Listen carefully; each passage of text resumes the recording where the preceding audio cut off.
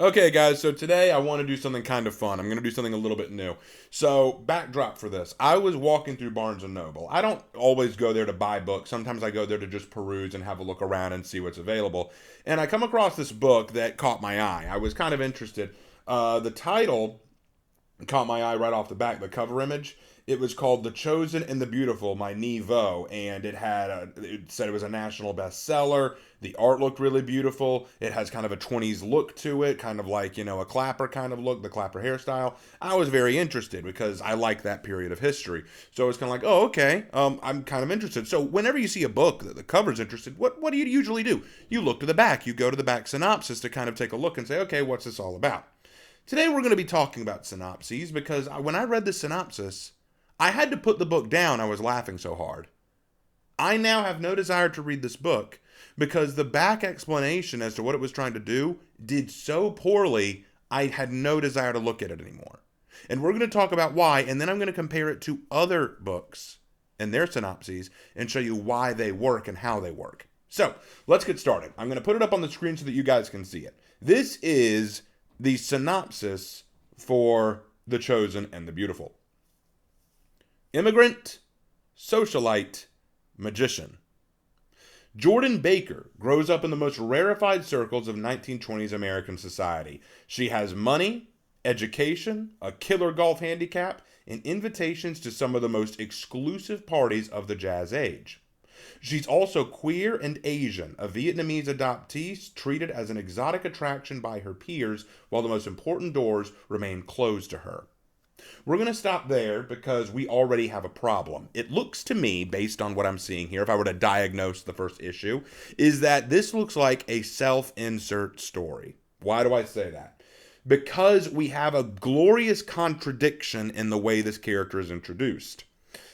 It's not a bad thing to introduce a character. In fact, I would expect it. Every good synopsis should introduce a character. But here, the character that's being introduced contradicts her reality. It opens up by describing her as a socialite. She has money. So she's wealthy. She's well off. In the 1920s, that's good. She has an education. She's well taught. She's well trained. She knows things. She has enough education to continue to make money and know her way through the world. That's good. A killer golf handicap. We can take a lot from that. It implies that she's a sportsman. She's involved herself in a kind of sport that is usually restricted to the male demographic at this time period. She is able to brush soldiers with other high rollers and aristocrats and socialites because golf is usually seen as a gentleman's sport. So that's a good thing.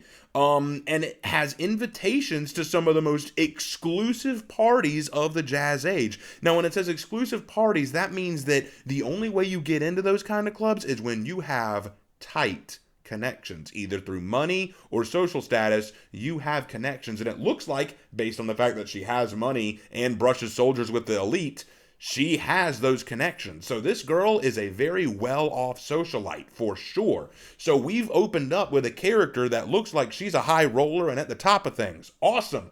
But then in the very next sentence, she's also queer and Asian, a Vietnamese adoptee treated as an exotic attraction by her peers, while the most important doors remain closed to her. And this is where we have a problem. What important doors are closed to this woman? It looks like she has everything she needs to make it in 1920s America. She has money.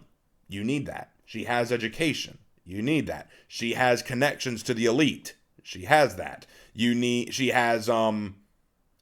has exclusive invitations to really awesome parties and jazz clubs. Again, that's half of what you need in America during the 1920s. I don't understand this. This doesn't make sense. This is a major contradiction. This contradicts what we were just told. Who is this character? It's clear what the author wanted to do. She wanted to create her Mary Sue super cool character. Oh, this character, she has everything. She's got money. She's got power. She's got influence. She's got education. She's awesome. But she's still also a discriminated immigrant who also happens to be queer, so she really can't do all that much. She's just having a tough time in the American 1920s. What are you talking about? Oh, well, her friends just see her as an attraction. Then she shouldn't be high rolling. She shouldn't be among the big wigs. I don't understand what you're talking about. Now, the funny thing is, you had the recipe for something good. If you wanted to tell the story of a rich socialite who was trying to make her way in the 1920s, but realized that there was something else that she truly wanted out of life, that's fine. If you want to tell the story of an Asian queer girl in the 1920s trying to make it, but had to start from the bottom and work her way up, that's fine. But you're trying to have your cake and eat it too. You want both.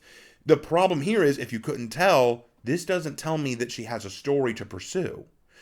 Where can she go when she has everything? Oh, well, she wants to fight against her discrimination. But what is she trying to obtain through it? Does she want money? Does she want education? Does she want power? She has all three of those things. Does she want social influence? She has that. What does she want? Maybe if we read the rest, it'll make itself clear. Maybe we'll get all the rest in the next few paragraphs. But the world is full of wonders, infernal pacts, and dazzling illusions, lost ghosts and elemental mysteries. In all paper is fire, and Jordan can burn the cut paper heart out of a man. She just has to learn how. Okay. Nevo's debut novel, The Chosen and the Beautiful, reinvents the classic of the American canon as a coming-of-age story full of magic, mystery, and glittering excess, and introduces a major new literary voice. And that's it. My goodness. So, what we have here is another problem. The second paragraph, now that we've introduced the character, should give us insight into what her journey is. Now, don't get me wrong. Not the setting, the journey. See, a good synopsis should do four things. I'm going to lead them out for you. First of all, the first thing a good synopsis should do is introduce a character. We want to know who we're following. The next thing it should do is introduce a conflict or a goal. It has to show us what this character wants, what they're aiming to do, what has been done to them, where they're headed, what they're up to. We need to understand where this character is going and what they're confronted with. Then it needs to propose a question. The question is usually, how will the character overcome this trial? How will the character beat this? And then finally, it needs to entice the reader. I said in my last Raven's Writing Room that a good story should make you care about the character. That is true, but a story should first, with its synopsis, bait you with the plot. It should say, here's the plot of a good story. Ooh, I want to know about it. Now you've baited and caught your reader, reel them in, now give them a character that will keep them attached. This story decided with the synopsis, here's a character. Oh, by the way, there's magic.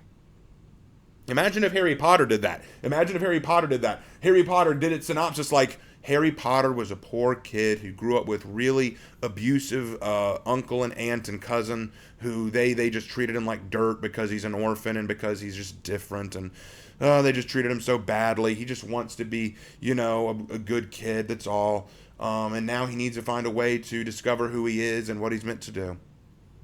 Oh, by the way, there's magic. Did you know that? That there's also magic involved? Yeah, imagine if it was that vague. In fact, just for fun, let's actually read some other synopses. Let's start with Harry Potter since I brought it up. This is the back cover of Harry Potter and the Sorcerer's Stone. This is the synopsis. Let's read it together. Harry Potter has never played a sport while flying on a broomstick. He's never worn a cloak of invisibility, befriended a giant, or helped hatch a dragon. All Harry knows is a miserable life with the Dursleys, his horrible aunt and uncle, and their abominable son Dudley. Harry's room is a tiny closet at the foot of the stairs, and he hasn't had a birthday party in 11 years.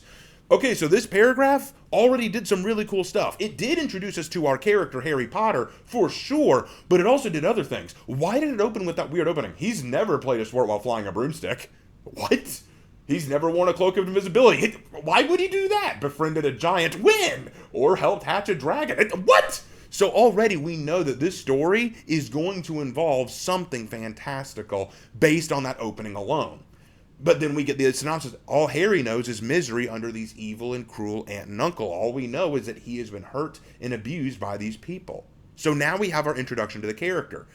Then the story says, but all that is about to change when a mysterious letter arrives by Owl Messenger, a letter with an invitation to a wonderful place he never dreamed existed. There he finds not only friends, aerial sports, and magic around every corner, but a great destiny that's been waiting for him, if Harry can survive the encounter. So already we're told quite a bit about this. And we're meaning a lot of what we need to. Does it introduce a character? Yes, Harry Potter.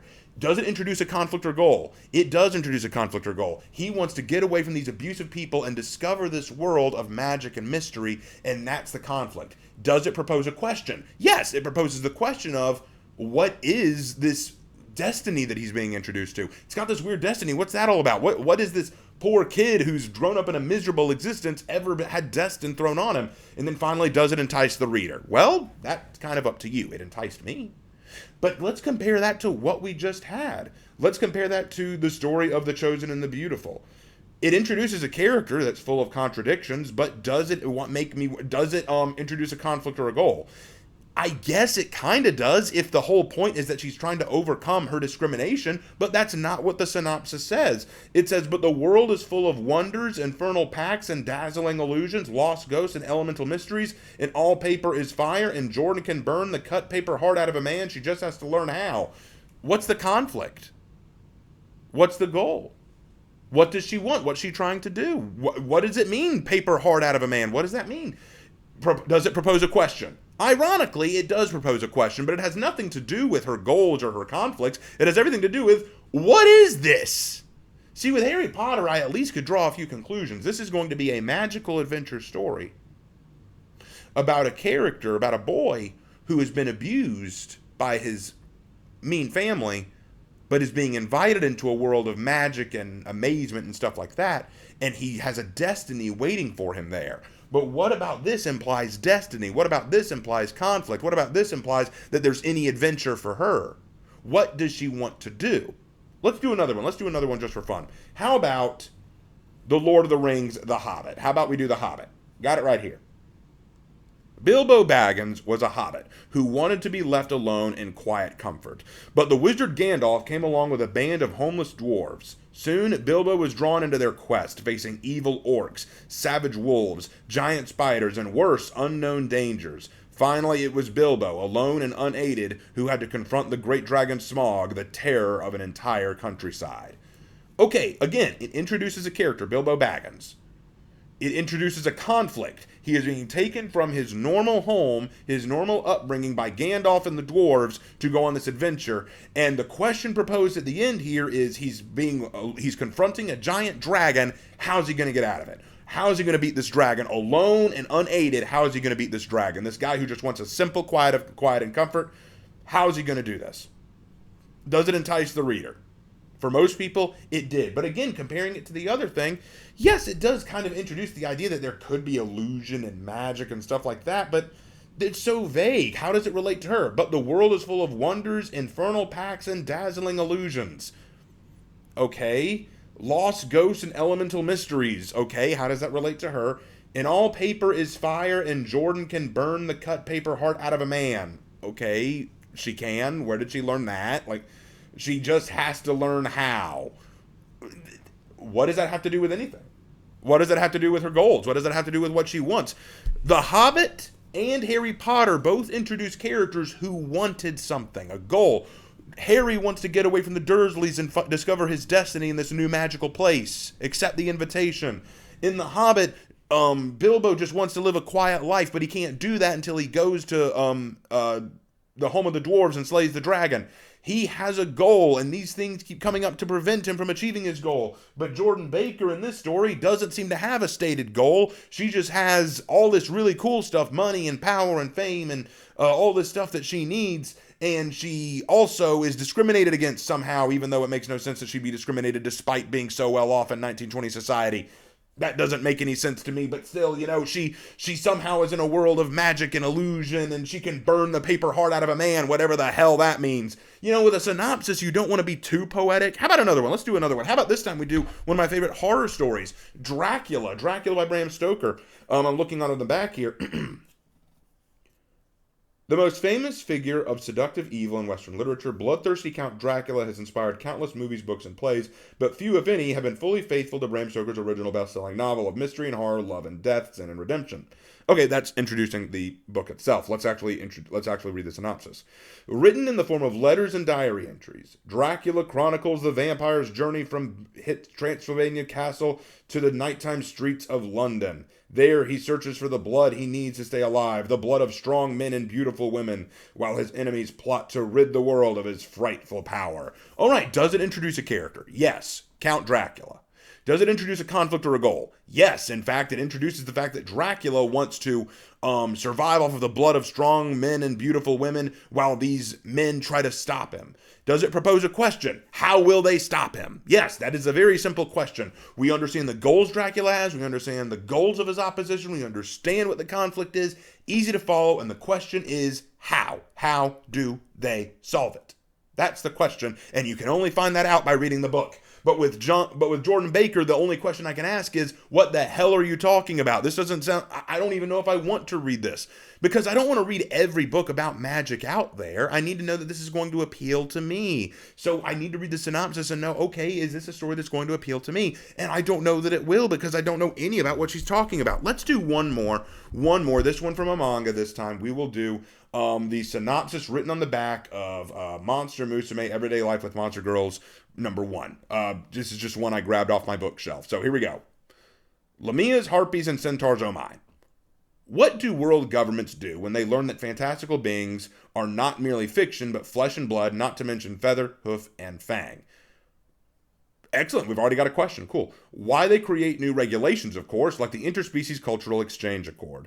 When 20-something Karusu Kamihito becomes an involuntary volunteer in the government homestay program for monster girls, his world is turned upside down. A Lamia named Mia is sent to live with him, and it's Kimihito's job to make sure the sexy snake girl integrates into everyday life.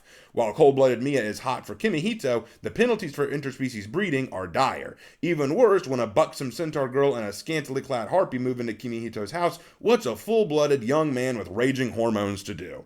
So once again, does it introduce a character? Yes, Kurusu Kimihito. Got our character. Does it introduce a conflict or a goal? Yes, Kimihito is having to take care of these girls that he didn't ask to take care of, but he also can't give in to, his hormones, so get with one because that's illegal. Does it propose a question? Actually, it literally does at the very end. What's a young man with raging hormones to do? It introduces that question at the very end of the manga. And does it entice the reader? Well, again, that depends on your thing. But the fact is, when I take all of those, Harry Potter, The Hobbit, Monster Musume, and Dracula, and compare their synopsis to this, the funny thing is, the Hobbit one was even shorter.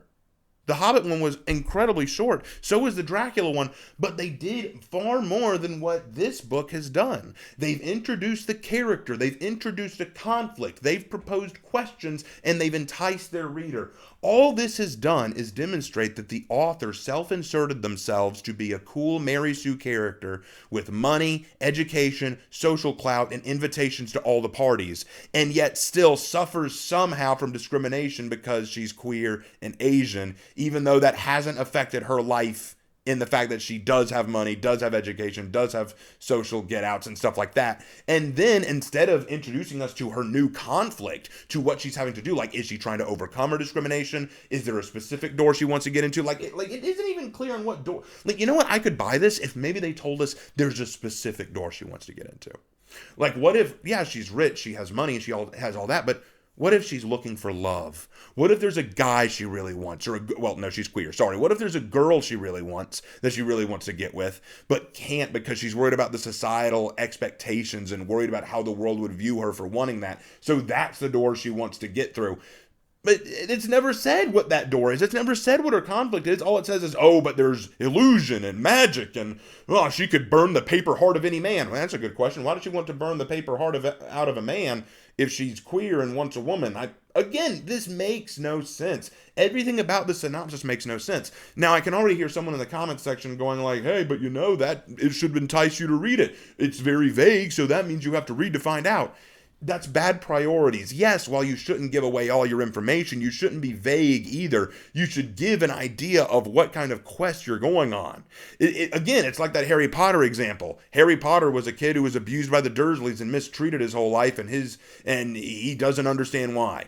Oh, by the way, there's magic. Doesn't make a lick of sense. What if we did that with the Hobbit?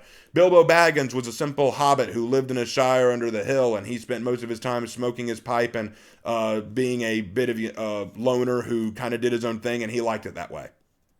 Oh, by the way, there's dwarves and dragons and wizards involved. What?